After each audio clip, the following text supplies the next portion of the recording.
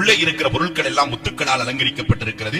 72,000 அறைகள் கொண்ட மாளிகை.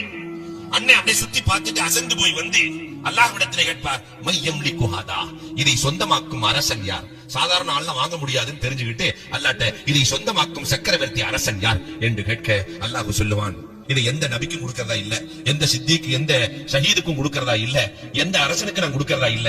ரப்பே, இதை யாருக்கு கொடுக்க நீ நினைக்கிறாய்? இதை யாருக்கு கொடுக்க நீ நினைக்கிறாய்? அல்லாஹ் சொல்லுவான், உனக்கு தான்ப்பா கொடுக்கலான் இருக்கேன், உனக்கு தான் கொடுக்கலான் இருக்கேன். ஆனா ஒரே ஒரு கண்டிஷன், தம்பியை மன்னித்து விட்டேன் என்று சொல்ல வேண்டும்.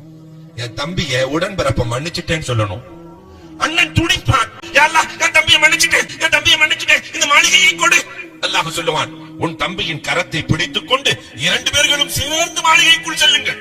அங்க கூட தனியா இல்ல, உறவுகளை சொர்க்கத்தில் கூட அல்லாஹ் பிரிக்க நினைக்கவில்லை. ஆனால் இங்கு சர்வசாதாரணமாக உறவுகள் பிரிந்து